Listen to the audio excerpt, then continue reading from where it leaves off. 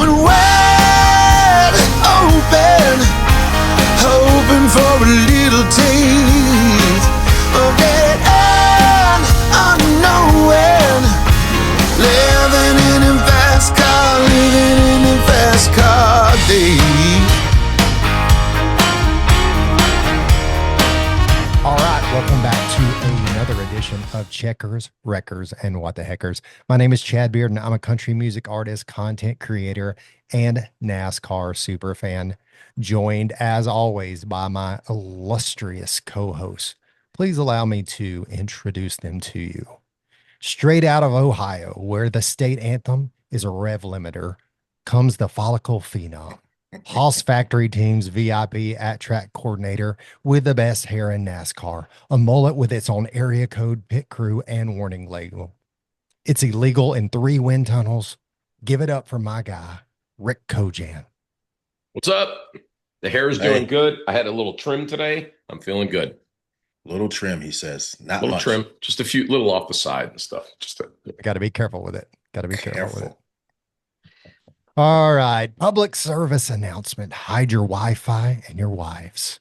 He once held the North Carolina state record for the fastest man, which is cute because he's been outrunning bad decisions and boring radio checks ever since.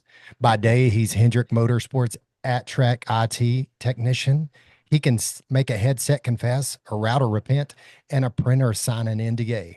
This dude brings color and flavor to a sport that all too often tastes like unsalted crackers.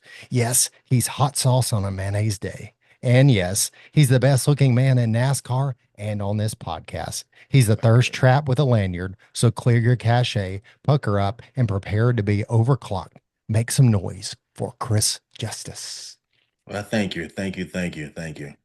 Well, boys, we're back at it again. Lots change. We got a fantastic guest tonight, and it's going to be badass. Yeah, it's going to be a good show. Before we get into our guest, I want to tell you that we have a brand new sponsor for the podcast. Our first sponsor for the podcast. Guys, you know that I'm a country music artist. And so the one thing that people always ask me, Chris Justice, is, can you teach me how to play guitar? The truth is, I never took lessons. So I just figured it out on my own. So teaching somebody is a struggle, but not anymore. I'm fired up to announce that we have a brand new partnership with Chord Buddy, guitar playing made simple. This thing is a game changer. On day one, fellas, you can play hundreds of your favorite songs. The hardware snaps right over the neck of your guitar, and the color-coded buttons let you play real chords instantly. As you get more confident, the tabs come off, and bam, you're playing the chords all on your own. It's brilliant. It's been featured on Shark Tank, where the creator Travis landed a deal and took it to the moon. It's been endorsed by legends like John Rich from the band Big and Rich, and even Dale Earnhardt Jr. has talked about how he uses it to play songs for his daughter. So if you've dreamed of being the next guitar hero, or you just want to play around the campfire without stress, go to chordbuddy.com right now and check out their full lineup. They have chord buddies. They have uke buddies. Rick, if you're interested in learning how to play the ukulele, you seem like Why'd you pick me for the ukulele? Why can't I play guitar? You seem like a ukulele guy. What about me screams ukulele? Mullet swaying in the wind. Ugh, get what you're doing. Anyways, tell him we sent you. We are excited to have Chord Buddy coming on. We got some awesome stuff coming up with them. Some cool activations that we're going to be doing. We'll be telling you about that coming up. But they are bringing you today's guest episode, and we are excited about this guest. You guys know I'm quite the homer. So here we go.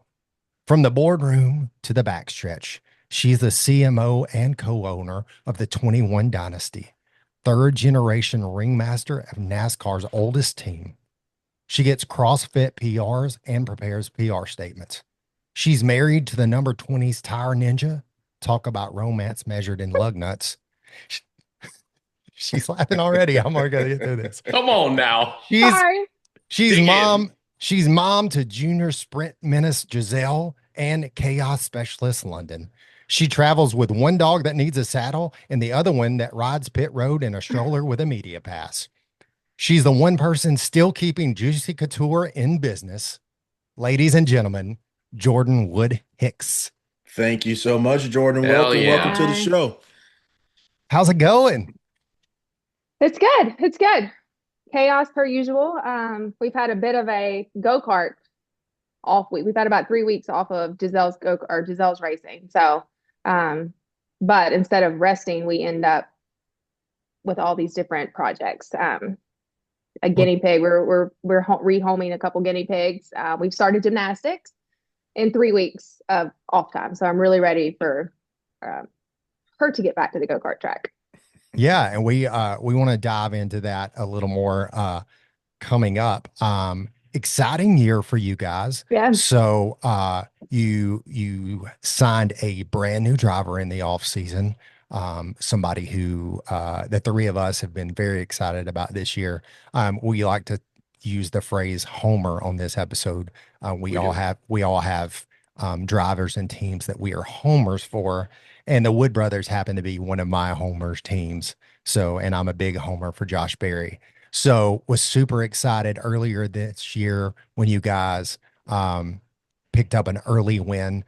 But I love this matching. And I text you that when you guys announced that you signed Josh. And it seems like the perfect pairing to me. The Wood brothers, you guys have always put together great cars for super speedways. Like when I think of Wood brothers, I always think of like Daytona, Talladega. You guys always show up big there. As we saw last year with Harrison Burton getting the win at Daytona. Want to talk about that more later as well. But I just thought signing a short track specialist like Josh Berry was such a great pairing and putting you guys together to really give you a complete package. And we're already seeing that pay off this year. So how are you guys feeling about that? Good. I mean, we started off strong, and it was, I definitely think the going off of Harrison's win last year and into just the success that we've had this year with Josh. I mean, we've had our ups and downs, but it's also, you get that first win and then you just think they're going to come. And, but that's not how it goes. I mean, winning one of these races is extremely difficult.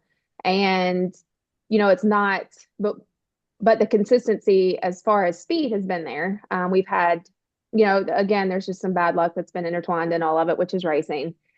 So, overall, it's just been a great year. And then us celebrating our 75th anniversary, it was kind of just like just this story that unfolded at the beginning of the year. Because I remember last year we were planning before Harrison won. We had already kind of started talks of the 75th. It was kind of like, okay, how are we going to do the 75th? What's our focus going to be? And we were just starting that, and it was almost like, our idea behind it. It was kind of like, okay, this is just rejuvenation, but at the same, we had no idea that we were going to win with Harrison, and then on top of it, win with Josh Berry. And so just all of that, the way that it unfolded was absolutely it was incredible. And it's just been, it is a new team. Well, not a new team, but you have a new crew chief, new driver. So, you're going to have struggles. And hopefully we've gotten those out of our way as we head into the playoffs. Yeah. And do you feel like, I mean, fortunately you won early in the season. Mm-hmm. And do you feel like that sets you up, at least like if you're going to have a downtime, at least you got your win out of the way early. It lets you get prepared for the playoffs, right? Yeah. I mean, that's over my pay grade as far as what goes on behind the scenes of working on the car on marketing side. But I definitely think that it gives you I know headed into the play, like you're at a different point right now than you are. I mean, and throughout the season. So when you have those slumps, you can also still hold on to the fact that, okay, like we still had this win. This is just part of it. This is part of the ride. Because it's racing. So I've been in this long enough to know that it's a roller coaster. Nobody stays on top forever. Rarely does anybody stay on top for really long. It's just, and one week you're the hero, the next week you're the zero. So that's just racing. And that's kind of what we've dealt with some this year. But our finishes are still, I mean, we're still extremely competitive. Everybody's done a great job. It's just when the racing gods are going to be on your side. Yeah. You guys are definitely showing up every week. You can definitely just count on that 21 car to be the leader of the Ford pack. Chris? No, I think that's a good deal. Having Josh Berry there, a grassroots guy in a sense of he earned a ride in that regard, starting from the lower series and moving his way up. He just didn't come fresh out of high school and jump right in the cup car, you know. So that fit, being that the lineage and the heritage and the background of Wood Brothers, I thought it was an excellent fit. Bringing Josh over there, you know, and coming from the SHR meltdown and him getting a good ride in a good spot, you definitely want to high five that aspect. And then for him to get the win, right? His first season with you guys, that was outstanding. Like, it was badass. Yeah. And I probably speak for 99% of that shop that was part of the meltdown. And everybody was ecstatic to see him go to the front and win that race, celebrate, throw some beers around, and be a part of that Wood Brothers legacy of winners. Yeah, I think that was part of what was kind of, I guess I wasn't expecting the outpour from, because I have a lot of friends from the pit crew side that are wives and just people who their husbands lost their jobs or SHR or whatever. And the outpour that they gave, not for they were happy for us, but they were also so happy. The way they still follow. And see, we didn't, at the time, we still didn't know Josh very well. Right. Not that we ever doubted it or questioned it, but you begin to see the respect that he had there too. Right. And the love that his team had for him, because as soon as, I mean, even before he won the race, just as his success at the tracks previous, I just had a lot of people reach out that I was just, it kind of just was like, wow, like he really had they loved him, because you don't always get that with every driver. You don't. No, you don't. I mean, especially for somebody whose husband just lost their job, right, for them to be texting me saying how happy they are for our driver to be winning. Right. So that was pretty cool. Yeah, it was definitely exciting to watch. Like I said, it was badass. It was, you high fiving and you like, hell yeah, good job, Josh. Happy, you know what I mean? And just, I hope he does well in the playoffs and create some more memories for you. Yep. We were actually headed whenever he won. So we had been in Vegas, the whole family. It was spring break. So we had this bright idea. I don't know. You'll get to, as this goes on, you will realize that I'm very unfiltered. So I am real. I'm filtered, but I am real. But anyway, we had decided to go to Las Vegas with our children. It was my brother, who is and I'm actually not the CEO. So I don't want to take away from my brother. I am a co-owner, but I'm the marketing director. I'm the CMO, I guess. I don't know. Our titles, that's the family business part of it. Like, we just, everybody does everything, but we had to have these business titles, whatever I work on the website, and I was like, we got to have business titles, guys. Anyway, but my brother's the president, and he had his two boys. My dad went, my mom went, his wife went, my two girls went. All of the children are 12 and younger. But we went to Vegas for spring break, and that was, there's stuff to do with kids in Vegas, but it is really expensive to get a cookie or like an ice cream, right, a bottle of water when they're thirsty, and to like block out the different things as they're like throwing them, you're walking down the street and they're handing you these cards, and you're like, my daughter's like, what is that? And I was like, oh God. Oh, I was like, well, that's just something you don't want to end up doing, honey. Anyway, there were conversations after that I was like, I didn't think this one through, because you say what they are, and the 11-year-old is like beginning to be fully aware of, the wheels are turning. So the wheels are turning, and I was like, can we go not think about this anyway? But we were there, but we had to leave because the kids had school on Monday, so we had to leave Sunday morning from Vegas. So we were on the airplane sitting on the runway whenever he won. So the whole plane was completely silent. Everybody, you know how airplanes are, everybody's miserable. and we're all like sitting on the same aisle. So my mom's sitting there. Usually I'm the one screaming, and completely out of control when I watch races. Like there's videos of me jumping up on down the countertop. Like it's just bad. But she was the one screaming. And I kept telling her, I was like, Mom, you've got to be quiet. Like we're gonna go viral on American Airlines. From you being screaming and being happy, because people aren't happy on airplanes. Everybody's miserable. Anyway, so that's how we were actually watching it there. And it was just kind of surreal. I think when Harrison won, I was completely like, I was at home for that too. And I was watching that on TV, and it was just a surreal moment that it like I was completely ecstatic for both wins, but with Harrison's it was so just I don't know, with Josh's I was, is this really happening? Like, it was almost just like this moment of just like when Harrison won, it didn't hit me yet until because I run our social media accounts. Right. So I wasn't at the track. We have somebody who helps, who's kind of like our lifeline. And he's PR / our lifeline. And he was at the track.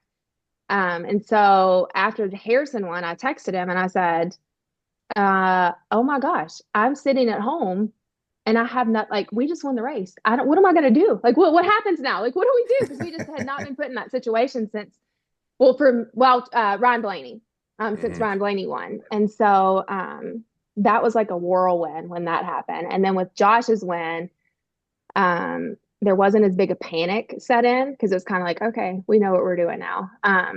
So anyway, that was just a kind of deep dive on those two wins, I guess. Yeah, it was I was in Daytona for Harrison's win, and I was texting with Jordan whenever they won, and it was such a crazy, it was Daytona being Daytona, so it was wreck after wreck, and then it came down to Harrison and Kyle Busch, and for me, I was like, "This is oh man, this, you are caught." it was such a that's paradox. horrible for a homer yourself. like you. What a horrible feeling. Split you in half. We're real. We know Split you in half. Those are my homers, and I'm like, and I was already in victory lane with Lionel because I was there doing an event with Michael Waltrip and Lionel, and so we were there in victory lane already, but we didn't know who it was going to be, and so then we're like videoing and watching it come around. And I'm like, oh my God, it's going to be Harrison. They're about the Wood brothers are about to get their 100th win. Like, wow. And I'm standing there telling the Lionel people that Thomas was there. You guys, we had Thomas on a while back. And I was like, this is going to be the 100th win for the Wood brothers. He's like, holy crap. Like it didn't click with everybody else. I'm like, I'm like texting Jordan. I'm like, oh my God. Like, I can't believe I'm here for in victory lane. And so that was super cool to be there. It was wild. To be there for that. And just like our conversations on that. But so you guys it's 75th year, and this team literally started under a shade tree in Stewart, Virginia. Do not go history on me, Lord. It did. I am not the history buff because you know what'll happen if I say something, it'll be wrong. And then my dad and Lynn and Kim correct me. Because they know they are the history buffs on this. And every time, I can't believe you don't appreciate, I do appreciate our history. I just don't know all the details. I mean, they can honestly tell you date back, like it was this day of this month, this hour, this lap. Yeah. We had this much gas, this. That's awesome. And so, and it's so awesome that we have that. Cause now that we have the museum, cause our museum in Stewart, if you've never been, it is phenomenal. Like they have done such a great job with that. And we're so lucky that my grandparents saved what they did. I think of that all the time as I go through binge moments where I just want to dump everything out of my house. They saved everything. And so they have all these cool things in the museum. And now I don't even know where I was going with that. That you was not the history buff. Oh, the history buff. Yeah. So anyway, that's a little big. Sorry, my Great Dane's barking. That is big. That museum is worth it's great. Everything that they have there, and it's free to go to. Martinsville weekend's coming up. We're actually going to have a fan day. We are kind of ironing out the details of that right now, but we're going to have some driver autographs and a big fan day in honor of our 75 years. So, yeah, anyway, back to what were you at? You sent me off on my history thing, and but yes, it did start there. And I think that's what, it's not just and this is what I did an interview a couple months ago, and, it's our family, it's their legacy.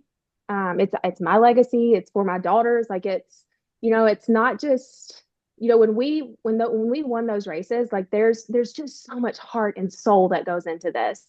It's our lives. We don't do this to make money. We don't have private jets.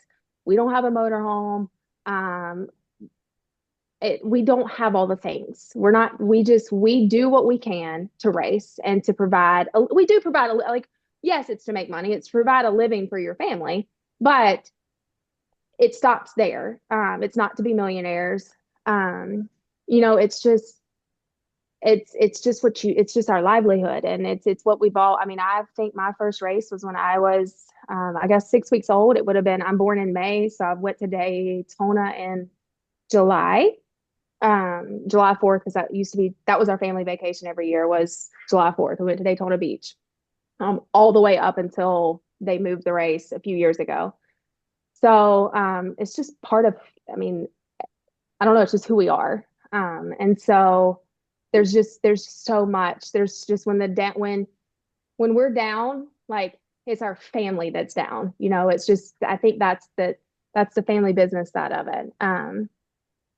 It's just the heart and soul that goes that's into this. And you not only do you don't want to let as we've grown older now, you don't want to let your family down. I don't want to let my aunt down. I don't want to let my dad and my uncle and my grandparents down. And the legacy that they built. Yeah, it's an amazing legacy. And just to see, I mean, even just the way your dad and your uncle show up to the racetrack every single week, still in their pressed white shirts. Like, yeah, I mean, you walk up to those guys, and I mean, they don't really say a whole lot, but no. My dad will talk. My dad will talk, but no, they don't say much. Yeah. And you just like just being around them and being around you guys. You guys were nice enough to let us hang out with you a little bit at the 600, but you can just you feel it. It's different. It's not a knock to my guys here at Haas or Hendrick or but it's different because you do feel it is. No, it's way you can different. feel it's Absolutely family. different. It's grassroots. It's history. Yeah, Like it goes way back. It's bigger than and we the still Haas's. have that. That is something. Even like, I mean, it is a family feel, and it just comes. That's just what we are. Like that's just. I don't know how we would treat people any differently. It's not something. I mean, yeah, you're intentional about it, but it just kind of comes natural. And it's like when you walk on that hauler, it's a different feel because it is very, you might have my children run up through there dumping crackers everywhere. You never know. But my dad and Lynn, so they still go every Sunday. My brother goes as well. He travels with them. So all three of them go every single Sunday. They try not to miss races. That's just if my dad's theory is if that 21 is there, someone needs to be there. And they still, I think they do wear they might wear their crew shirt. Well, no, half the time they probably do have their Ford button up or their motor or their button ups on. But it took forever to get. They used to wear black pants, I think. I don't know if they're still wearing black pants now, but it was this big deal of if you wear jeans or if you wear black pants. I know in Daytona when they had black pants on, didn't they? They had on black pants and they had on the button up. The button up. The full so pressed. Maybe yes, they did. Now that I'm looking, and honestly, I haven't been. So I go when it's local, but I quit traveling after I got pregnant with my youngest, just because somebody had to be home with my husband traveling. I made the decision to stay home and not go as much. So, but my dad, that all three of them go every single Sunday, which sounds like routine, right? As your work for Mhm. racing, but not a lot of owners Go every week. do that. You know, It's not all of true. them do that. Especially the team. I mean, just they usually have other people, the competition directors or whoever. So, um, yeah, they still are, and they all three still, they sit on the pit box. They're just super. I mean, it's just kind of like it was back in the day, I guess. And how old is your uncle now? My great Leonard Yeah, or yeah. Glenn? How old is Leonard? See, you ask me these There questions, you go again. I'm and I'm sorry. See, Chad? supposed to know these answers. I apologize. And that is, I should know that. Like he's in his It's okay. 90. Is he Rick, 90? Yes. Yes. 90. Yes, 90. Are we That was setting his up for birthday. taking a shot at me? What are we doing, Chad? I heard no, Rick. I was gonna say Rick has some questions that won't stress you out as much as No, me. it's fine. I know this, but then it makes me look bad. But because I'm not a number. I don't even know how old my mom is. Probably, if you ask me that right now, half the time when you ask me how old I am, I have to do 2025 minus 1986. But now that I'm 39, I for sure can answer you. That one's an easy one. I'm like, I'm close to. I got it. I know how old I am because Listen, 40's coming next year. I know that one. But yes, he is. So he just, but he is still, his mind is, that's the cool thing. If you were to go to Virginia to see some of the stuff that he did, it's insane what a genius Leonard is. I mean, he does this stuff and it's just like, I don't even know where to start if something happens to my car or how to even, I am so mechanically not gifted that but it's crazy. And you go in the room where he builds this stuff because he's got all these different things that he rebuilds a lot of stuff. So that was something several years ago. Because he's in Virginia at our shop in Virginia, full time. And so at 90, and they give him projects to kind of keep his mind going. So he does a lot of rebuilds. So he'll rebuild like replicas of different cars. He rebuilt he did like a miniature sweepstakes. So the sweepstakes that's in the Henry Ford Museum. He did a rebuild of that, and I think that's on probably YouTube somewhere. And we gifted that to Etzel, and it's just crazy. But you go in his room, and it's all up. He showed me something he was doing one time, and he just had a bunch of pieces of paper that he printed off of what it looked like, and just made it. Like there's no computer software. There's nothing there except some paper and his mind. I mean, it's really, it's just, you can see when I look at him, I'm like, that is a God-given talent. Like he is just, this is what he was, and it's, you think, especially with my children, I'm always like, I just hope that they like find what God's calling them to do in their life and like and I look at him and I'm like, oh my gosh, like that is just because it's unreal. I don't know how but that's Leonard. That's him. Yeah. But it's great. It really is remarkable. And you see how they had the success that they did back in the Pearson days, because he's just even now. Well, I can say this now because it was several years ago.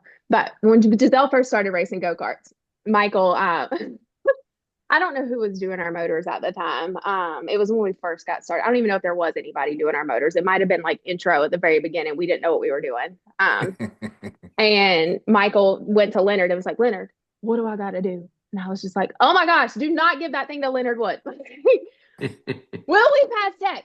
Probably not. I was like, does he know the rules? And Michael's like, it'll be fine. And I was like, no. Anyway, I don't think we ever got it. So just to throw that out there, we weren't cheating, but I'm sure he could have done something to it. It's just it's wild. She's running 1,100 horsepower Right. go-kart. Yeah, because and you get him in there, and Leonard's like, well, you should do this. And there was literally something the other day that we were talking about, and Michael said, well, Leonard told me a couple years ago that this would give more horsepower or this would do something. And I just, you're talking about like at the time, it was a couple years ago, it would have been 88. Like, yeah. Anyway, that just went right over the mechanic side. I was like, it skipped this whole generation. Like, definitely didn't inherit that gene. Ricky? I'll give you the opposite of a history lesson. Okay. Let's talk about present. Stuart Virginia, the museum, the race shop itself. Are you a Mhm. satellite of Penske? I wouldn't call it a satellite. I don't really know what the right terminology. I don't know. I don't know. Again, probably above my pay grade. But we have a museum. We have our shops in Mooresville, Yeah. where we And have employees. Um, you okay to and share how many employees you have? um, on our payroll, probably. You write the checks, Jordan. Well, I do write the checks, but some of it goes through my aunt does. She does half of it, but she does the whole different part of it. So, with the pit crews and everything, I don't know, 18, 20, maybe 20. So I don't know. it's That's a safe tough to say question. still small shops, So still. Very Chris, small. Yes, very, very Chris, small. We're that's still, that's why I'm asking the question, Yes. right? Because Yeah. you and I both got to know Josh Berry at SHR, right? And Yep. we had the implosion year, or I forget what you called it, right? Meltdown. And yeah, meltdown. 328 employees, 4 race yeah. teams, right? Went down to, I think we're floating at 117 or something right now. Okay.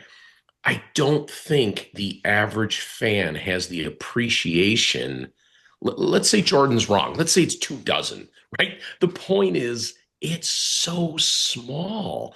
And Right. what they continue to do and do on track and put the drivers in the car and celebrate their 75th year, win their 100th race. Like, it's astounding to me that this story continues on, again, from its original legacy, Mhm. but so small and yet so competitive, right? I mean, it's just, to me, we haven't even talked about Barry and how, like, the fan side of it has gravitated and to the Wood brothers and to Josh Berry and to the story together. And I heard over and over, and I'm sure you guys all did too, anyone that read, it was quote unquote, if you listen to Channel 90, the most popular win of the year. Right? Right. That's awesome.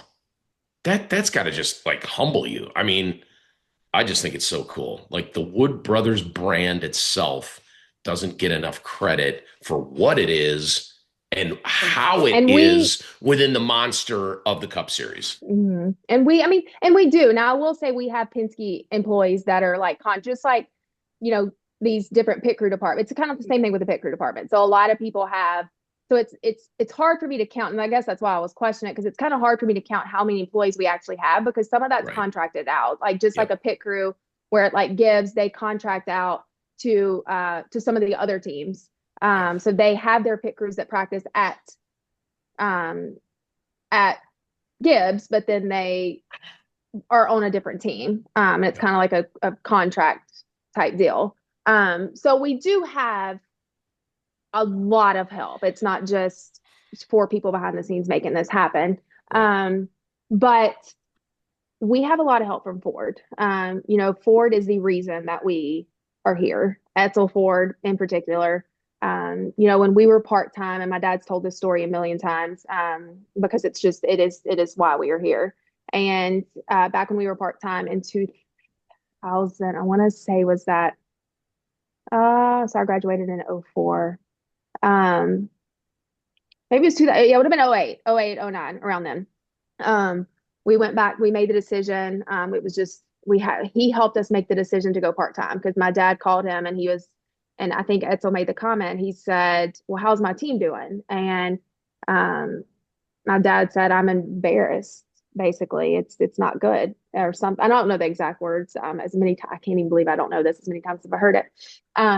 But and then within like a couple days, they were in Michigan meeting with Ford executives, meeting with Etzel, getting a game plan. And so the game plan at that time was to go part-time, do like we did back in the day when we picked and choose. We would pick and choose races back in the day, and Pearson. Pearson. restart, kind of revamp. And that's what we did. And we go and we won 2011 Daytona 500 with Trevor. Still didn't, I think we kind of were all in hopes that would like get all this sponsorship, and it didn't, because sponsorship is just so, a lot of it's B2B now, which is hard for us because we are smaller. But anyway, so Ford is really, they are the reason we're here. And they give us a lot of help. We get, that um, they're the reason, because the thing is too, is like, you don't just want to go full time and not be competitive. You've got to be relevant. You've got to be competitive. Yes, you're going to have some time periods where you're not competitive. That's racing, or not that you're not competitive, but you're in a slump. But you got to be able to pick it back up and be competitive. Like, you got to get back to the top of the roller coaster. You can't stay at the bottom of the roller coaster. And that's where Ford came into play and really just helped us. And then in regards to the fans and Josh Berry, that's just, we've been so lucky to get drivers that fit our brand. Yes. And I say lucky to get drivers, but I mean, just for them to come along, like it's kind of just happens. It's this organic thing that just happens sometimes. And, Blaney, again, that was just like overwhelming from our fan base when we had Blaney, because it was just, he was like a Pearson all over again, right? Like, it was just the personality, the demeanor. And then same with Josh. And I just, I think, but it's also so since I run our social media account, I see all the wonderful comments on Facebook, especially Facebook. Instagram it's not as bad. And I don't have TikTok. We really need to get on TikTok, but I don't have TikTok. And I tell my dad every day, I'm like, listen, Dad, I've aged out of social media. We got to have somebody else do this, because I am aged out of it. I am old. Me too, girl. Come on. I am still on Facebook. I'm aged out, Chad. If we only knew a guy who created content who loved the Wood Brothers. Well, yeah, but I gotta convince my dad. Somebody's looking for contract labor. That was a good plug. That's shameless. Our lifeline. So we have had, Taylor, he's our PR person. I don't even like calling him that, because we would die without him. Like, he is our lifeline. He has been handling some of our social media. He handles our Instagram stuff now. So it's so much more professional than when I was doing it. Anyway, but you see the comments on Facebook, and when someone posts that, like, with last year, it's horrifying. Like, it's so awful as a family member to constantly go on there and know when you post something. And yes, you're not supposed to get upset about it, and you're supposed to just brush it off. But like, that is an attack on, like, what they're saying is an attack on my dad. It's an attack on my uncle, my aunt, my grandfather. Like, it is an attack on my family, not just personal. Yeah, it's so personal. And so it's so hard from the person and my brother has said this, because he runs our Twitter, and, he was very, very involved in Twitter. And then when the comments got bad, and he did quit for a lot, because he just he didn't like it. And it's from a professional standpoint, it sounds kind of dumb to say that, because you're like, well, you got to run your Twitter account whether you're good or bad, but it was so personal. And so you see all that. And so I see, I guess my point to that is like, when we started having success, I know the true fans. Like, I see it. I see the comments. Like, we know who's been there through the thick and thin. And it's just so refreshing to see that people have your back. So when you have those moments, like when Blaney won, when Trevor won, when you go through those emotional roller coasters, and you've been at the bottom and you've felt the hurt, but then when you're at the top, and to have your fans just as excited as you are, like, that means so much to us. It sucks that you got to deal with keyboard thugs that just think they, Monday crew chiefs, and you should have done this, you should have done that. I don't look at it as much anymore now. I mean, but even last year, where I just quit, I was like, whatever, like, you're gonna whatever. But a couple years, several years ago, you take so much when the ones who like just say dumb stuff just to say that, but it's the ones who take the personal attack that get you, because you just want to just, you're never going to win, because they're going to come back with something. And so, better. And there were so many times where I would like type it out, and I was like, no. And then sometimes I'll just give a like from like my name. I'm like, I see you, just so you know. I see you. The one thing I will say, though, that I feel like, at least from my perspective, and you guys tell me if you see this from the garage as well, is I feel like maybe the Wood brothers more than any other team in NASCAR, though, um, people pull for the organization. Like it's kind of like sports teams, other sports teams, stick and ball teams. Like I'm a die-hard Cubs fan, and I will cheer for the Cubs and root for the Cubs, kind of regardless of what players come. Obviously, you have your players that you love, but you're still a Cubs fan, right? And it seems like in NASCAR, that's a lot less common. You have a driver and you follow that driver wherever they go. But I feel like there is this real loyalty to the team of the Wood brothers that maybe exist less in other teams. And Right. again, maybe that's a fan perspective or my Right. homer perspective, but you guys tell me, you feel like it's that way in the garage or Well, absolutely. You see the old timers walk around there, especially when you do like the Darlington throwbacks, right? And you see the Wood brothers and all the throwback outfits, and you see the legendary guys walk through that garage. The respect they get from the high brass to the cleanup guys is, again, badass. So yeah, I think people do gravitate to a team like the Wood brothers versus, not saying they don't like the drivers, but they're going to support the Wood brothers and whoever's in that seat regardless. yeah, I Yeah. think that's really cool. So, what as the Wood brothers move forward and you guys look towards the future, um, I know your brother has now taken on the role of Mhm. president, and you are the CMO and co-owners, and I've been the CMO though. So here's the funny thing. It was so funny. I like to laugh, so I have to humor you're everybody. But good, they so whenever, we were talking about it, this is whenever they announced that John was president, and we have been taken, they did give more roles. But again, these are just titles, right? right? And so I knew that it wasn't like we're all getting more responsibility. Not that you really want to celebrate that because you're getting more responsibility. But anyway, so but they were like, well, we'll make Jordan the CMO. And I was thinking, I feel like I am the CMO already. I think I gave myself that title like 10 years ago. And so, I didn't say anything. I was like, I just went with it. I said, yeah, okay, whatever, not a big deal. So we did this big NASCAR deal. We did something on NASCAR.com. They came into the story on, the transition to my brother being president and just all of us being a little bit more involved. And the night before I was in my book bag, my old like travel book bag for some reason, and I saw a business card, an actual business card that said Chief Marketing Officer. And I was like, this is from 2008. So if you Google this, I've been the CMO. There's no change. But Well, anyway, that was my CMO story. Congratulations on your Thanks, Ethan, promotion to the from my same promotion. position. To the There same was a position. there was, but it was not. I was like, this guys, I gave myself this title back when I was doing the website because I revamped the website whenever I started.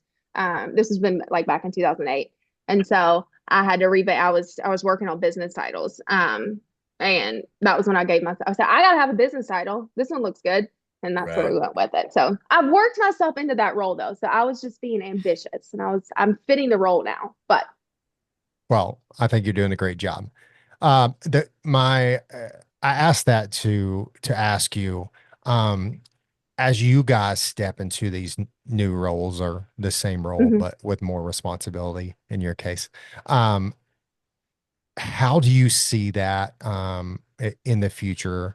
How do you see you and your brother taking on that, and then eventually one day handing that down to your children, and how the status of the sport, because it's changed drastically over the Right. past few years and continues, and there's lots of outlying factors that Mhm. you are not even involved in and can't control. But how do you see that for your team and for the future of the Wood brothers? It's Well, when I look at handing them over to my daughters right now, who may be my guinea pigs, Well, you know what? She is very good at convincing. She is very good at convincing you of things. So maybe there's success there. There's determination. But we just kind of naturally, and even so, I'll take it back. I didn't. So the way that we became us three, John, Kevin, and I became involved. John and Kevin raced. So Kevin's my cousin. That's Lynn's son. They both kind of found their way early on in the team. They worked in the shop.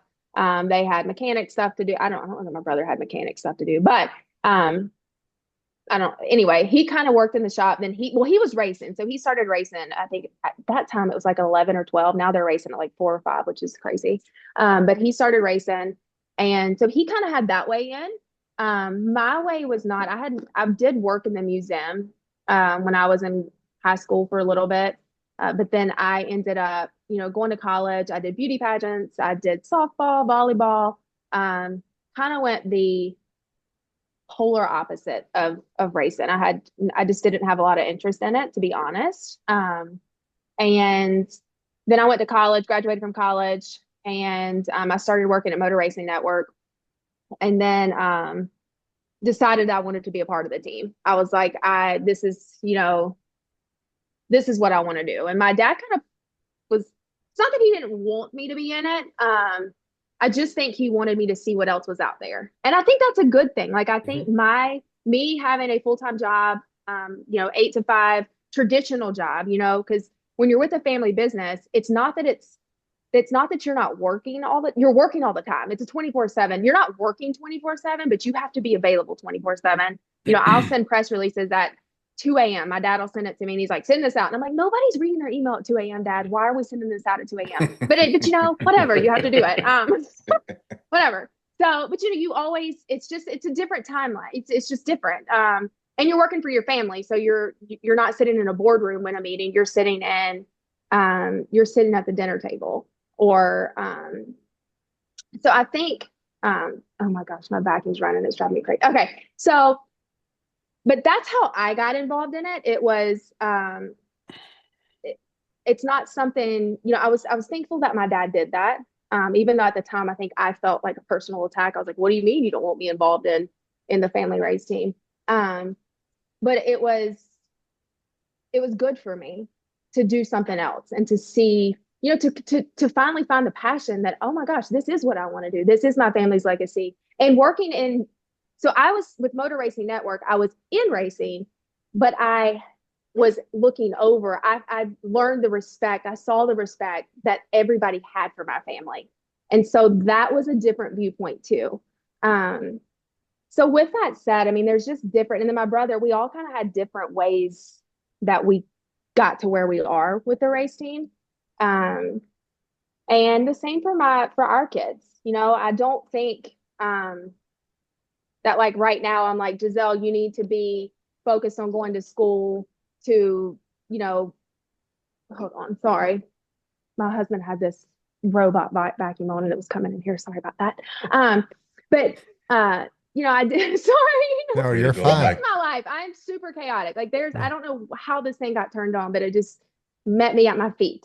It's funny. Roomba. I think they are, or something like that. It's Shark. It's a Shark. Yeah. That's the other one. I got the cheap one. I didn't get the expensive one. Anyway, so everybody finds it, and the same thing with Giselle racing. So my daughter is 11. She's racing go-karts. That just naturally kind of happened too. That's not something I would ever push on her. If anything, I'm very reserved in it because I want to make sure that if she wakes up tomorrow and says, I don't want to do this, that she has an out. That I don't have a lot of legs attached to her. Like, yes, we need sponsorship. We can't do this on our own. We are doing it on our own right now. Not with Wood Brothers backing, completely on our own. And it's super expensive. And it's going to get to a point where we can't do it. We're not going to be able to afford it. We can't keep up with it's crazy the amount of money that people pour into this. But I also, it's hard because you don't want those legs attached to it to where she can't wake up tomorrow as a 12 or as an 11-year-old and say, hey, I don't know that this is the path I want to go down. Right. And so I just want to keep, same with them. We would love for them to take over the family business and be a part of it. And, but you kind of want them to find their own way with that. instead of being forced into it. And none of us were forced. We found our own individual ways, and it took us, it took us probably longer than what we would have. Like, it's not like I wasn't interested in it until after college. My brother was interested in the driving side, and my cousin the same thing. But we each found our own way, and that gives you a different appreciation for it, instead of just being like completely forced into this is what the expectation. Not that anybody, it's just the expectation of this is what you're going to do. Mhm. I don't know if that answered your question or not. Yeah. So I wanted to ask you too. There's been lots of rumors swirling lately, and because all the NASCAR buzz right now is rumors swirling, that there could possibly be, You seem to know all these rumors, and Chris and I never do, but go ahead. well, whatever. Yeah, go ahead. That there could be new charters coming available from the 2311 front row deal. And some of these rumors are that the Wood brothers could expand. It's interesting. Yeah. Do you want to break any news here? No. Again, not to bump Nice my job. pay grade. Nice job, Nice Chad. job, but that is above my pay grade. Yeah. That is definitely beyond He what. loves this stuff. Oh, I love it. This is a weekly occurrence. What if this? What if What that? if What this- if the oh, I know moon where and the your mind's stars going. aligned? I Listen, wish. that's why I we wish have a we could podcast. successfully expand.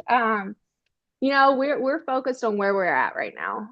Is that would you like to see an expansion in the future?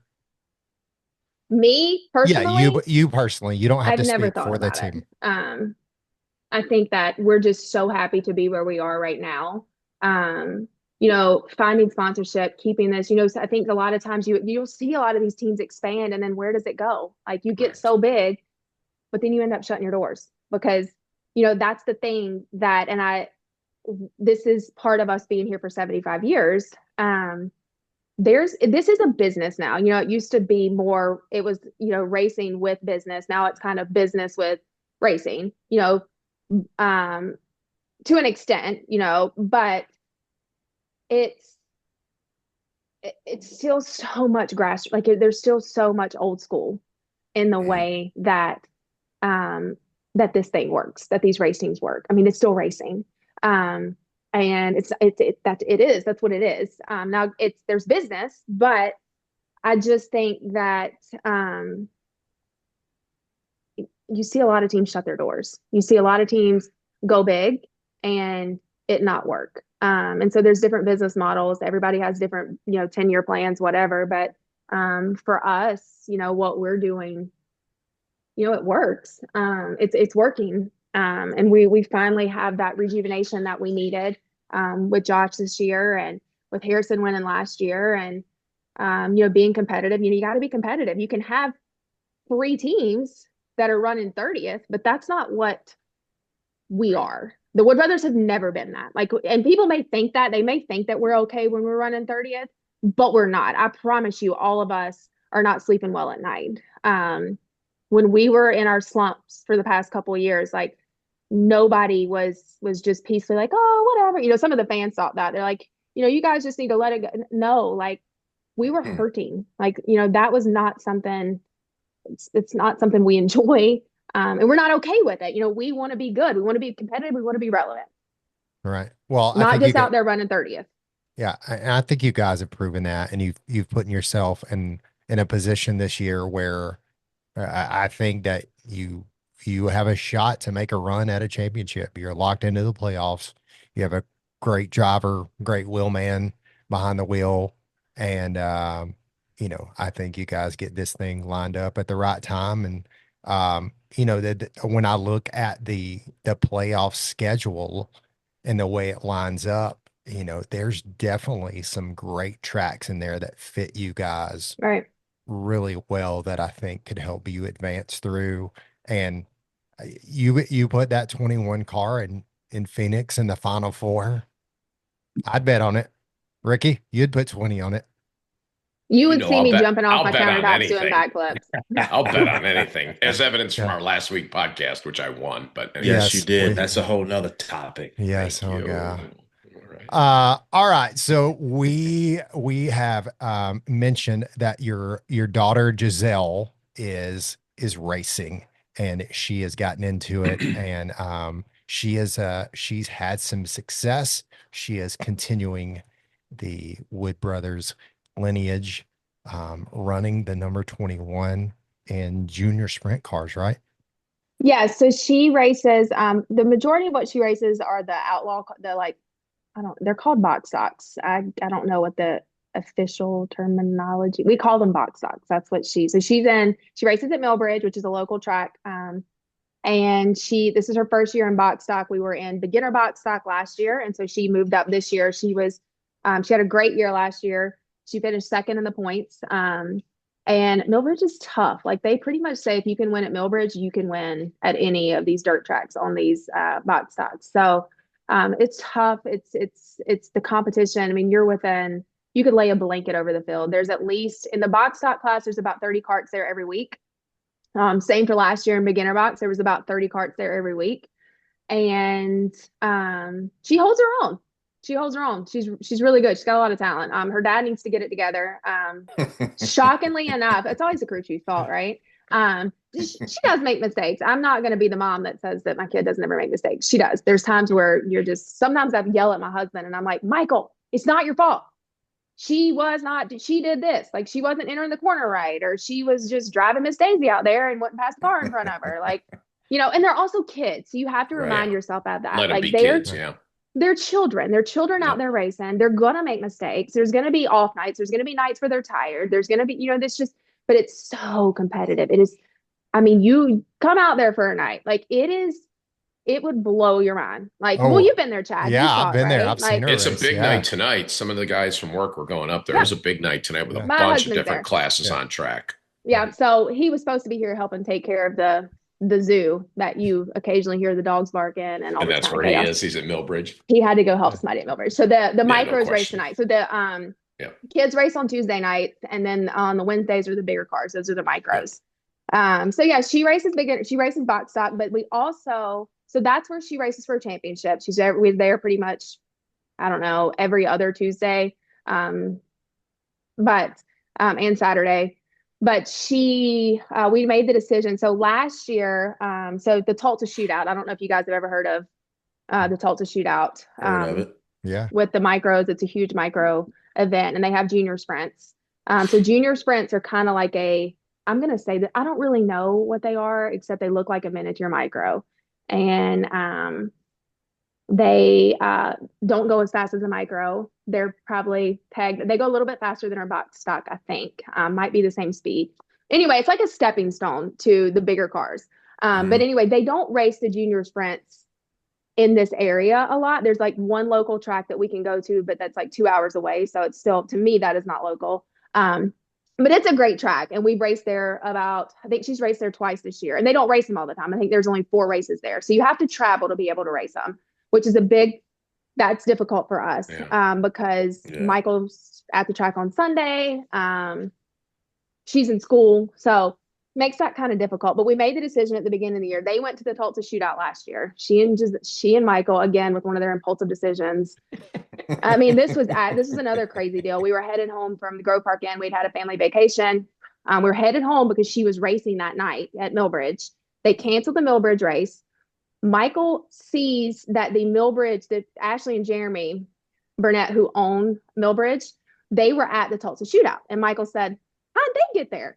The tickets, how'd they get there? And I was like, I don't know. I guess they flew there, Michael. And because they canceled the race, and then within like hours, they were there. And so he was like, how did they get there? And I was like, I guess they flew, Michael. There must be flights available. I don't know. Well, we look it up. So we literally get home. I think we got home at 12 o'clock that day.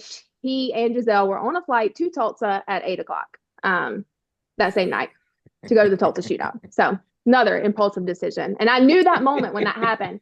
I said, just like PetSmart today, when I said, would you go on PetSmart? I'm going to be owning a guinea pig. When they went to Tulsa, I said, I'm going to be owning a junior sprint. Sure enough, they get home. I have a junior sprint by February. So this was like January 1, by the beginning of February, we have a junior sprint. That at the time I was like, where are we going to race this thing? They don't even race them around here. So, but it ended up working out because it's kind of fun because she's gotten to, so she raced at Indianapolis Motor Speedway over the summer.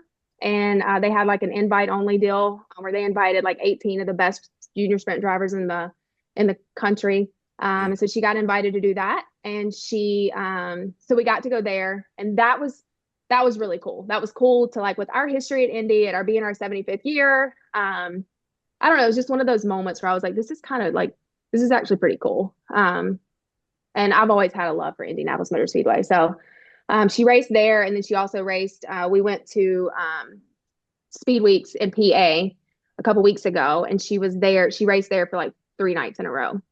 Wow. And she's doing pretty well in it. To never have been, I mean, when she went to Indy, she'd only been in the car 2 other times. This is her 3rd time in the car. And the track was a bit iffy. Like, it was very bumpy because the midgets were there. It was a big midget race. And the junior sprints were like the showcase. They were like the first race, and then the midgets race or whatever. So the midgets, the track was just completely, it was rough. And she had never, which I've come to find out, none of the drivers had been on a track like this before. And she struggled that first night, but then by the second night, she finished 6th, which we were really, really proud of her. And then when they went to PA, she finished, oh my gosh, I don't even remember where she finished. 4th, I think. Yeah, 4th. 4th both nights, yes. Out of about over 20 carts. So yeah, anyway, that's the spill. I don't know why I just went long-winded on that. Because she's a proud mom. She's kicking ass out I know, there. and I don't like sounding like that. I don't like being like, this is how great my daughter is. But you should be, and we should bring her in. Let me yell for her and see if Giselle. That was a yell. That wasn't a yell. I'm trying not to yell. I'm trying to. Can you come here? Here, are you ready? Hold on, she's gotta do her hair. Oh, nice. Okay. I know what she's talking about. Dark I get it. I get it. Doing my hair. I'm just being honest. need to borrow some product from Rick. I'm just she's being got honest. all of the stuff. Absolutely. She is very this generation, I'm telling you what. There's face mask and spa care, and I was like, Giselle, I wash my face with a bar of soap. Like, what are you doing? Okay, yeah. Turn that I saw you guys just went on a whole skincare, like you bought all kind of stuff. Because I said, what on earth do you have in these drawers? And because so telling, she's using stuff. She's got like pimple clear. I was like, pimples? Like, what's happening? She said, well, I saw it on YouTube. And I said, well, that don't mean, and I'm the one that bought this stuff. But in the moment, you're not paying attention to what it is. I'm just like, just get this through. Anyway, yeah, we went on Chat GPT, and I literally took a picture of every single skincare product and said, is this bad for my 11-year-old? And it gave me like a whole skincare routine for her based off of all the products. Chat GPT is. Yeah. That told me Download the app. I'm going to forget how to use my brain because I'm using Chat GPT too much. But anyway, here she is. All right. Well, thanks welcome. for joining What's up? us. Hi. Don't you be shy. How are you? Good. He has guinea pigs. That's the guinea pig. That's yes. So two new guinea pigs, right? yeah, we have guinea pigs at our house. So I hear that you're going to have them at yours. Yeah. The nails are awful bright right now. Is that off-season nails or on-season nails? Ooh. She actually gets them done and drives the go-kart with them. This is short. If you can race with them. Yeah, they're crayons. Back to school tomorrow. I like it. I like it. So tell us about this year in your you just finished up in the kart this year. The junior sprint race that you raced at PA. What about it? How was it? Did you like it? Yeah. So you went up there, and we understand you finished 4th? Yeah. In PA, yeah. So you went up there, you cruised up 81, and you smoked them. You just put on a good show. You whooped their butts. Yeah, get that. Good job, Justice. That's perfect. This is not the Noah Gregson podcast. This is not the Noah Gregson podcast. Relax. Yeah, so you drove up 81, you got in, strapped your helmet on, and you kicked their butts, huh? Yeah. I like it.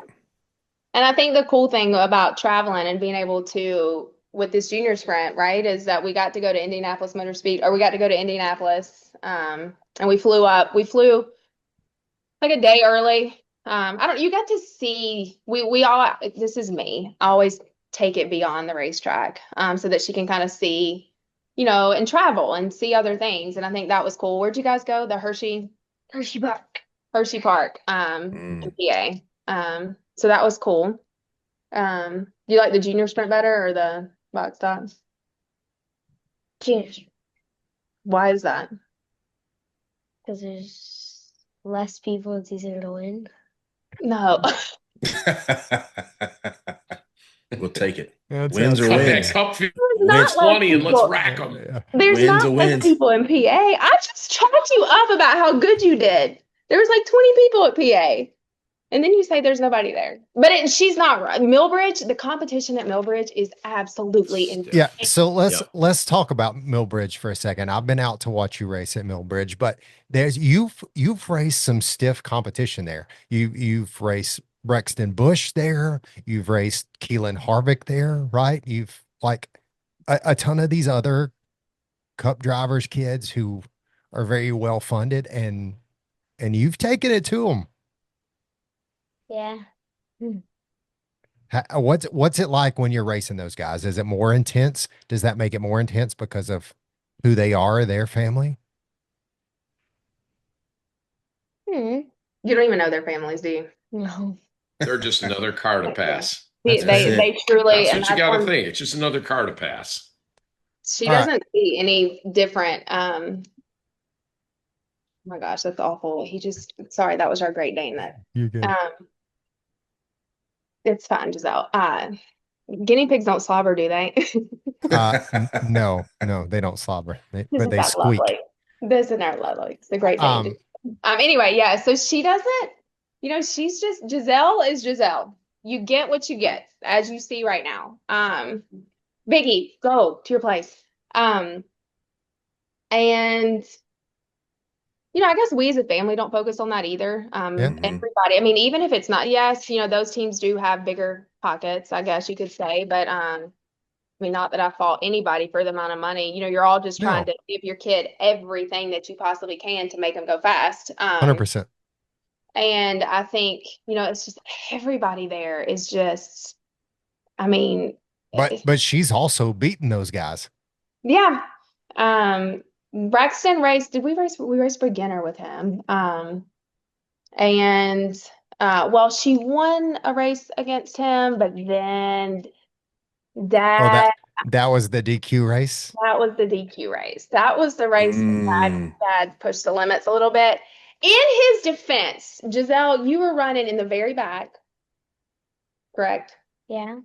Wouldn't pass a car, dead last, because she had just moved up to beginner box. And then that was a big step for her because we had only been Right. racing for she'd only raced in like a year or something, and she won these cadet races like back to back. And if you win 4 cadets, you have to move up to beginner. And so it happened so quick that she was not prepared. She was not ready to move up. So she was a little bit intimidated going into those races, and we had been fighting her on don't be intimidated, pass them. Well, he might have cheated up the slide a little bit. I didn't know it at the time. I did not know it, but I did see his face afterwards, and I was like, this is not good. We call that looking for an advantage. Yeah, anyway. Listen, you still beat him. It doesn't matter. She did, and yes, it gave her some speed, but she still passed. I mean, She had to drive the car. we were still all had to- like, you still what had to just pass him happened? Like, your dad had no idea, and that's what because he looked at her afterwards. He was like, I wouldn't have done that had I known that tonight you were going to decide to drive the race car. So it was kind of like, we wouldn't have done that if we knew then, but she did, and she definitely doesn't. I mean, she just puts it to him like it doesn't That's matter, good. right? So Keep it up. I know that you're only 11, and you definitely do not have to have life figured out at 11, nor should you. But No, this ought to be good. what are you thinking? Real good, Ricky. What are you thinking that you want to do with this race car thing? Do you want to keep racing? Yeah. So are you gonna drive Cup, you think? What's that? Like what Papa's car is, Maybe. what Dad does, the big Yeah. car. Biggie, go to your place. So Yeah. So let's say you make it to the big cars, you make it all the way to Cup, and you get offered you can drive the 21 car for the Wood Brothers, or you can go to work for Joe Gibbs Racing and drive for them. Which one do you choose? Wait, what? The team, did you race for Do you race for mom's team or dad's team? race for Papa's team or Dad's team? Man, you Chad. put her in a hard Go spot. ahead, you can be honest. You put her in a hard spot. So That's ridiculous. it. You're going to race for dad's team? Oh, Ooh. The heavy pressing questions from Watch Chad out. Bearden. Watch out, Christopher Bell. She's coming for you. She's coming for you. So who are your favorite drivers? she doesn't even. That's what's amazing about her. And this, you may find this weird, but she just loves to race. I love But that. doesn't have to like. It's not because she wants to be. Well, you do kind of want to be famous someday, don't you? That's you want to drive. What do you want to drive? Well, we can't say because it's not a Ford. A Lamborghini. Oh my Well, I goodness. knew Oh. I was either going to say Lamborghini or Ferrari. Yeah. So she's got big dreams. And she's got to get You some. could drive a GT40. Those new ones are beautiful. But anyway, she just has a passion. Like she just loves adrenaline. I don't know. She just loves to race, but it's not because she wants to be like a famous race car driver or, she just loves to race. And I don't know how to say it other than that. And you don't look like you want to race. You look like you are making me. It look like I'm making this up. Is she But you making it up, Giselle? You do just love to race, right? Yeah. Are you paying attention? Or are you playing with the Legos? This is the ADHD It's- I was telling you about that got me the guinea pig. Perfect Um, 11-year-old. It's Listen, okay. Exactly. Listen, I have an 11-year-old here. I get that's it. it. Easy, So- easy answers for hard questions. Yes. Nothing Yeah. wrong with that. Yeah, nothing wrong. Well, congratulations on your success. Thanks. It's pretty cool. Yeah, you now that we know, we're gonna keep watching. You got 3 new fans. Well, I was already a fan. I've been to a race, but I'm coming to more. It's Oh, been a sorry. while since I've seen you race. I'm having to like pump her up and but I promise you, if you come out and you see her, you're gonna be like that. Like when she gets on the track, it's like this different. She's like She spa, flips the switch. yeah, Yeah, it's nail perfect. girl, Yeah. high heels. And it's I mean, I don't know how much Wrong. like Giselle, how much on social media is you and how much is mom? Because I see like your getting That was a ready big fat stuff, zero. your nail stuff. I see you like you hanging out in the hauler doing all the things. How much is that you doing that, or how much is that mom posting that, or not? I mean, not obviously posting it, but how much is that you You make the recording videos, this? right? Like a lot of times, the YouTube videos that you make. Yeah. What about him? That's what he's talking about. He's wanting to know how much of that is you and how much is that me. She's not even really aware. She doesn't see her. She doesn't have social media. Right. So, she doesn't see I know what that means. Like, what's out. She doesn't see, but she does. She's super creative, and I have to protect that because she, in the sense of like, I could give her full run, but she can't. Like, I let her make the video. She does a lot of YouTube shorts, and she'll take my phone and she'll go make her YouTube short because she's so good at it. Like, Right. she's so good. But she's young, and I don't want her focusing on that. So I Right. have to be careful as a parent. And I found myself at Indy. You're not even paying attention anymore. You can go get him. And I Thank found you, myself Giselle. that she's bringing the dog. She'll come back. Thank She's you. bringing the dog. She's bringing our 4-pound dog. But at Indy, I kept wanting to because I thought it was a cool experience, and I was like, Giselle, I'm gonna let you kind of come up with some creative content because she's so good at it. But I found her focusing too much on it, and I was like, this is why I have to do it. So it's her. In a sense, if she creates the content and it's, I give you her personality through, and I always make sure, that she's okay with whatever video I took. Well, now that she's older, she cares what she looks like. So we have to be protective of that. But, a lot of times she creates the videos. She just doesn't post them. She doesn't have access to her Right. social media. That's what I Right, meant, right, the right. creative side of it. Yeah, and that's a lot of that. Like the good stuff is her. The really bad stuff, like I'll go, like yesterday we were, what did we post yesterday? Oh, your nails. It was the video of your nails. So I did pick a good song. What'd you pick? That Dawn Guru or whatever it is. Yeah. Anyway, so we got into it because I was telling her, I was like, Giselle, what's like a trending song? And she comes in there and she's playing some song, and I said, absolutely not.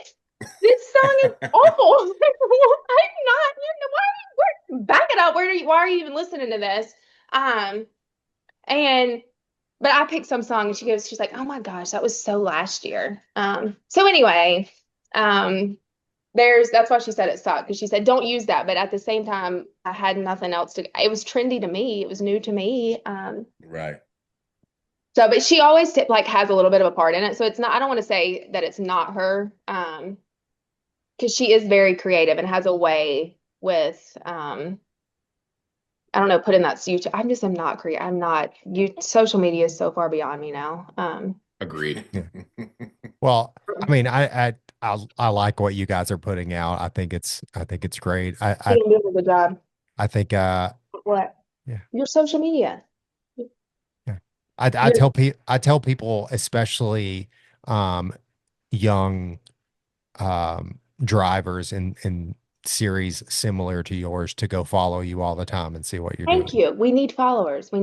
Giselle Hicks. I make more followers than her. Oh, 21. wow. Ouch. It's fine. I accept it. I know I can't do social media, but you know what, girl? You don't have access to it. So, you got a while. But we do have fun with it. I try to keep it and that's, you try to follow me on Instagram. Mhm. So, that's just my personality. I always I like to make people laugh. And that's kind of I love when you post your security footage from your kitchen. That's what I was going to tell you. That was what, there was some good footage of whenever, I think it was Atlanta. Is that when Atlanta at the beginning of the year, before we won our first race with Josh? Yeah. It was Atlanta, and Christopher Bell ended up winning. Was that it? Was it Atlanta? Anyway, it was. Yes. Yeah. And so we're in there. Giselle was in the living room watching. I had moved to the kitchen TV. And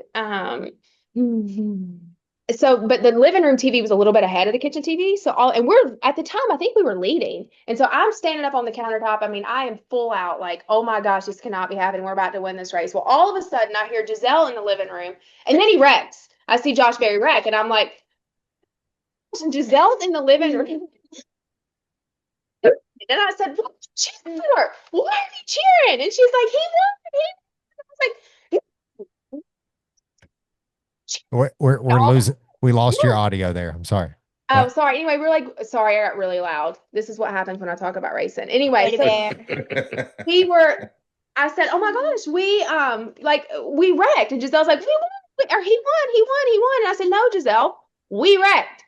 And so I hear, like, in her little sweet voice, all of a sudden, because I got really loud and I was mad. And I said, I don't know. And there might have been some language mixed into it. And so she finally just said, she was like, Dad's team, like as quiet as she could. And I was like, oh my gosh, Christopher Bell just won the race, and I'm in here just cutting up. And so I had to have a conversation after that. I mean, I was jumping off the couch. It was ridiculous. I was so embarrassed. But it was funny. Like, it was really funny to go back and look at, and I can laugh at myself, so I didn't really care. But it did. And so I had to have a quick, what are you doing? I had to have a quick moment where I had to sit the girls down. I was like, listen, so we pull for Popeye's team. We pull for the 21. Now, if the 21 is not competitive, like if we're in the back, then it's okay to pull for Dad's team. But if we're like 1-2, we're gonna pull for Popeye's team. I just need to get that's this. That's the rules. Priority. That's rules. We've never really had. It's been a while, Ryan Blaney days since we had this problem, and they weren't even. I think I was pregnant with London at the point, and Giselle would have been 1 or 2, so she didn't know. So I was like, listen, not to say we were not that competitive, but on a week-to-week basis now, it's like at that time it was Christopher Bell won, because I think we won as a family. We won the first 3 races, maybe. Well, not first 3, so it would have been Michael and them won 2 in a row, and then we won, I think, or the 20 team, Christopher Bell. Anyway, so we had to have a quick conversation about that, about who we're going to pull for. Understood. And then the next week, I think Seabelt won, and they were my youngest was so confused. She says, "Wait, Mom." She's like, "Why are we pulling for Seabelt this time?" Yeah, he went on a 3 in a row. Yeah, and then think. we won. He did. Okay, so that would have been it, because then we Yeah. won. He did. He won that next race after Atlanta, and Yeah. then Wood Brothers won the next race. So there for a while, we were like super competitive with each other. Yeah. Well, I think it's going to get back there. I'm expecting a good run out of you guys for the playoffs. I'm hoping that you guys pick up your first championship. I would love to see that. I think these guys would love to see that as well. I mean, I don't know that Chris can say that because he works for Hendricks, but Yeah, I can say that because you could. we have no dog in that game. The 41 car doesn't appear like it's going to make the playoffs as of right no now. kidding. But No kidding. anyways, Jordan, thanks for doing this. Sorry if I rambled. No, this no. has been so much Totally fun. aware. It's a blast. Thanks to Giselle for coming and hanging out with The us. cameo. Yeah. Or cameo. Thank you. You thank saw her you, come thank you. alive. She Yeah. doesn't. That's just Giselle. She is not gonna put it on. She is who she is. And sometimes Yeah. I'm like, Giselle, just talk. And she's like, I'm good. And I was like, okay. Well, just be you. Completely understand. Be you. We appreciate you being here. Your husband was supposed to do this and he stood us up. So Oh, did he? There must have been like a million races. Yeah, You yeah, should have called him in these past 3 weeks. He's literally needed something to do, which is why we're in the guinea pig phase right now. no, because this was he was supposed to come on the week of the All-Star race to talk about the I feel All-Star like Pit Crew Challenge. life was out of control Yeah. at that point. And he messaged me. He's like, I'm at dinner with the girls. Sorry, I apologize for him. He is not on it. No, He is not. no, it was okay. I saw him at the race a few weeks We'll later. rope him back in. We'll get him back. No, that's great. He's definitely, he is busy. He is Oh, for managing sure. go-karts is like, it is a 24/7 job to take care of his stuff because he does it on his own. So it's definitely between pit stops and racing, and then he gets home and he's immediately at our race shop working on the go-karts. So Right. Well, thank you for doing this. I appreciate you. thank you guys for coming having on. me. Thank you for Yeah, saying thank you. yes. Thanks so much. Thanks for your friendship, and we appreciate you so much. Good luck in the playoffs. Go get a championship. Thank you. So I went wide open, hoping for a little taste of that unknown way.